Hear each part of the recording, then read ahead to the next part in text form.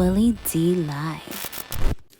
And let's go to the sex industry.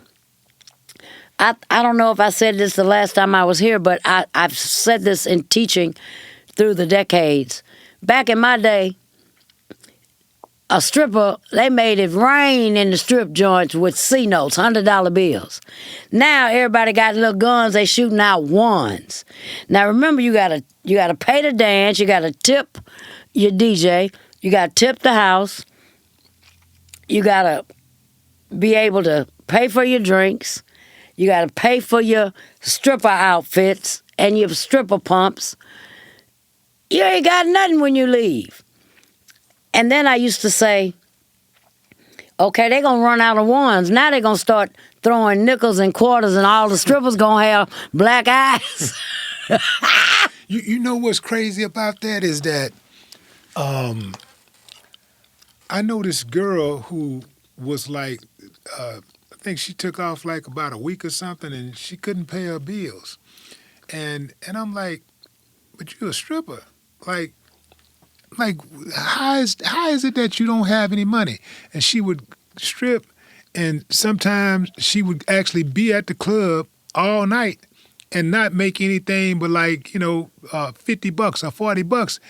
And I'm like, damn, and this is a good looking chick, And I'm like, how in the hell do you make $50 stripping?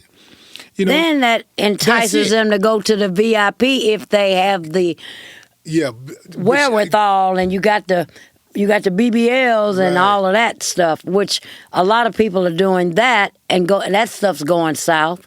How often are the strip clubs used for sex trafficking? Daily. Daily. It's a big part of it, huh? Yes.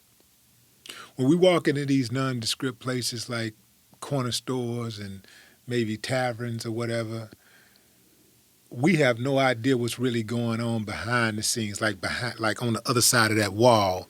You might have, 30 They have women gambling and machines and dice games and card games, and that was all targeted to go after the senior citizen population that could not afford to actually go to a casino.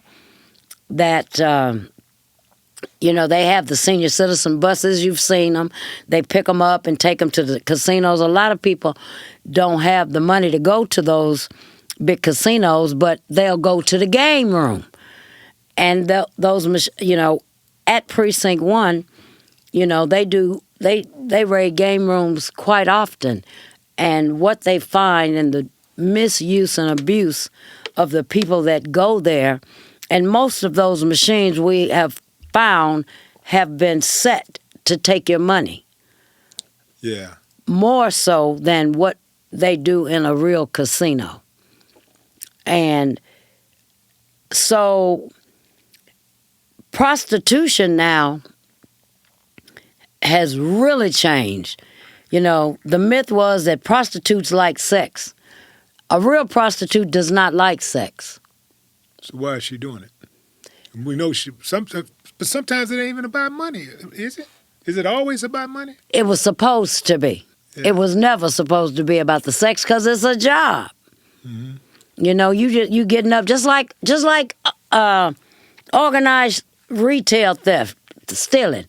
They get up every day and go to work. They go into work to steal. They go to classes to learn how to steal. They learn how to line their purses with the aluminum foil and how to take the sensors off and all of that, more organized retail theft and stuff like that. The interesting thing about even that, anybody that steals anything, now check this out. Let somebody steal something from them. They're ready to kill you. And I can't count the times that individuals in my prison program will say, but I'm not stealing from people, I'm stealing from stores. Mm-hmm.